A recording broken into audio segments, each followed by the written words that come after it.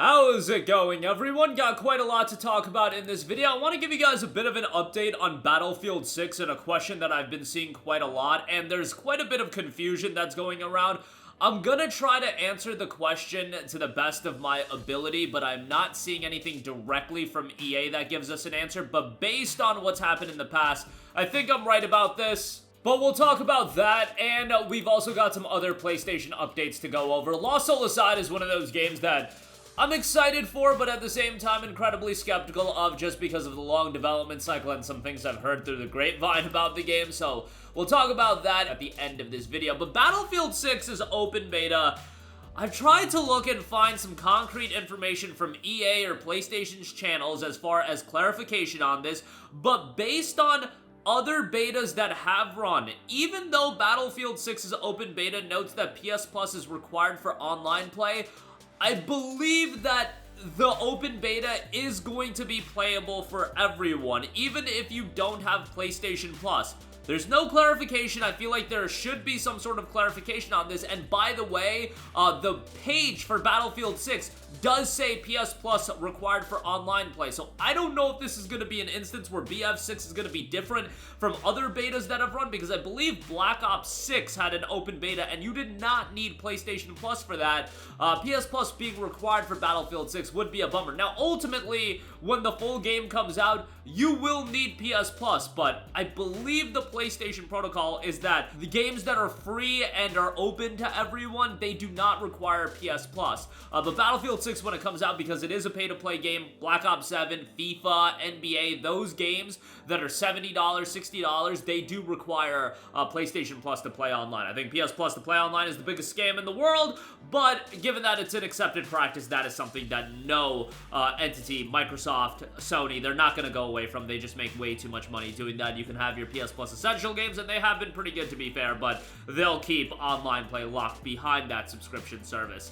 Battlefield 6, I think it would be incredibly advantageous for this game not to require online play, because I do think there is that audience that they don't have PlayStation Plus because they don't have any reason to have a Plus subscription active, because they're not playing Call of Duty regularly. They're burnt out from that. Battlefield hasn't left a lot of players happy either, but Battlefield 6 really does provide an opportunity to be a return to form and offer something of an alternative to Call of Duty fans, or rather, not Call of Duty fans, but people who used to be Call of Duty fans, to jump back into it. And I think a large portion of that audience might not have a PlayStation Plus subscription, so I think the key element of this beta shouldn't be in a vacuum to get people to sign up for a month of PS Plus. It should be getting people to play the beta as much as possible, and hopefully they'll be sold on the game, they'll buy the game, and then they'll play the game for a while, and then they'll have a PlayStation Plus subscription for a year rather than a weekend or a month to just play the open beta. I think they should be looking at this from a long-term outlook if they even wanted Plus to be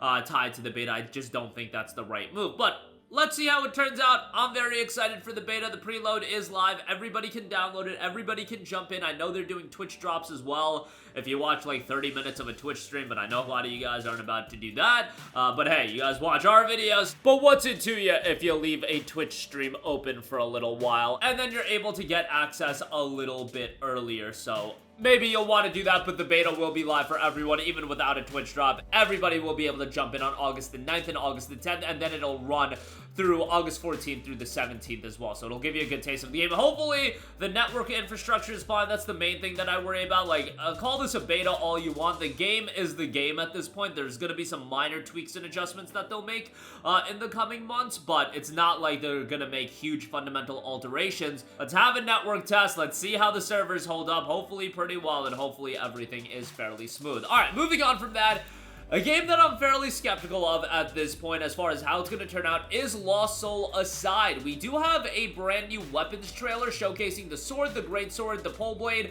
and the scythe. So you've got a variety of different weapons to the game. I gotta say, to me, this looks like a fairly stylish action game. It looks like it'll certainly be some fun. I will also say this very much also gives me the vibe of like a double A, maybe $30, $40 Steam game release, something to that effect. I don't know if this is going to be a big budget AAA action RPG, and I do find it interesting that this game is priced at $60 instead of $70. I think that was a very calculated decision as far as let's not charge $70 for a game like this. I think $70 still at this point is a price point that, yes, the big titles can absolutely get away with, the Battlefield 6s, the Ghosts of Yotes, but I still do think that 60 versus 70 is a big difference. I'm really curious on how this is going to turn out. I've heard some things about the game's development, and anybody with a functioning brain cell could tell that this game has had an arduous game development cycle, but I think a lot of us have been following it for so long. A stylish action game like this is something that we can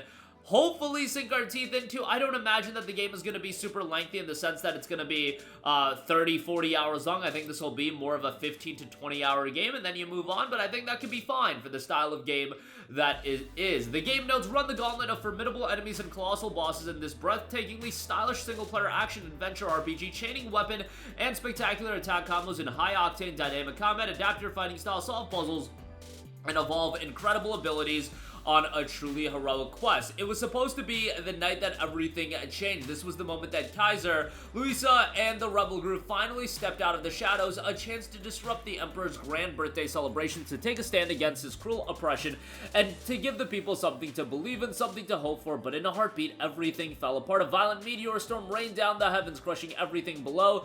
Luisa's soul was taken. Kaiser changed. With a mysterious new ally at his side, he sets out on a mission to bring his sister back. That's a backdrop for this story. Love the character design, and it does seem to have some big moments to the game. Look, I say it looks like a AA $40 Steam game, but when you have some of the curated sections that they do showcase, I mean, it does give that AAA vibe. But then I see some of the gameplay in motion, and I'm like, I don't know how this is going to turn out, and some of the things you hear about the game as well.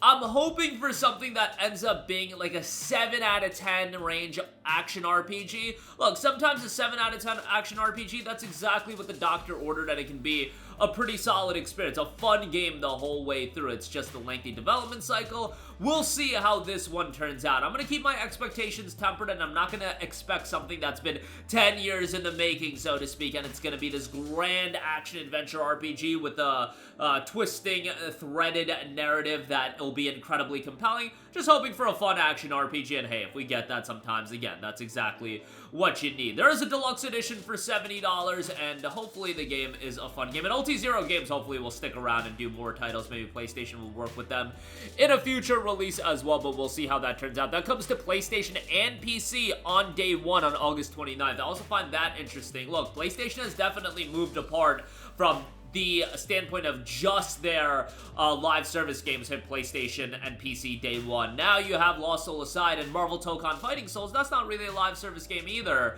It's a fighting game that'll get some DLC, but not something that I imagine is going to be riddled with microtransactions and consistent, you know, battle pass updates and things of that nature. But Lost Soul Aside, $59.99, August 29th for that. Also, the game is coming out in a heavy period of new game releases. You've got Lost Soul Aside, you've got Gears of War Reloaded, and you've got Metal Gear Solid Delta Snake Eater coming out all in the same week. So, you know, the money is going to be spread a little thin as far as that's concerned. But that'll do it for me. Again, a bit of an update on the BF6 open beta.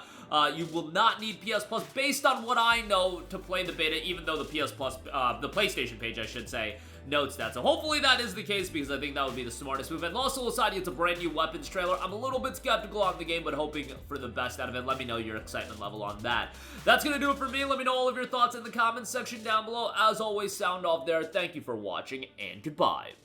Hey guys, we hope you enjoyed the video, and if you did, make sure to hit the subscribe button, and if you're already subscribed, do us a favor and hit the bell icon. This way you'll be notified whenever we post a new video. That's the best way to keep up with all of our uploads, and we usually try to upload 2 videos a day. And with the bell icon hit, you'll be notified whenever we do upload a video. As always, thanks for watching.